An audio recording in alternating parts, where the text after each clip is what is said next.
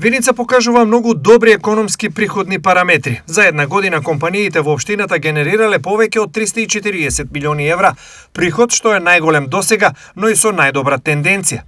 Структура на компаниите воглавно е трговија со горива, кондиторска индустрија, производство на мебел, градежни материјали, хартија и картон и други дејности. Според податоците што ги анализираше порталот Пари од Бизнис мрежа, во 2025 година вкупно 452 трговски друштва од Виница оствариле приход од 341,4 милиони евра, што представува раст од 6,39% во однос на претходната година. Истовремено, вкупната добивка изнесувала 13,7 милиони евра, практично на истото ниво како и во 2024, со минимален пад од 0,15%. Особено е впечатливо што 10 најголеми компании во Виница сами генерираат приход од 264,6 милиони евра. Тоа покажува дека економската слика во голема мера ја создаваат неколку силни компании, предводени од нафтениот бизнис, кондиторската индустрија и трговијата. Општината е во постојан контакт со бизнис заедницата и заеднички градиме стратегија за динамичен развој и изголемување на конкурентската отпорност.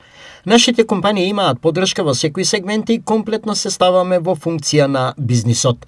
Изјави градоначалникот Митко Костадиновски. Кога станува збор за приходот, Виница има апсолутен лидер. Дади Оил и во 2025 година останува убедливо најголемата компанија во општината со приход од 140,1 милион евра. Веднаш зад неа е Мак Прогрес, производителот на добро познатите кондиторски брендови винчини, кој остварил приход од 41,4 милиони евра. На врвот е и Дади Компани со 33,9 милиони евра. Компанија што е во сопственост на Дади Оил со дејност трговија на мало со моторни горива и мазива. Според овие податоци, трите водечки компании заедно генерираат над 215 милиони евра приход.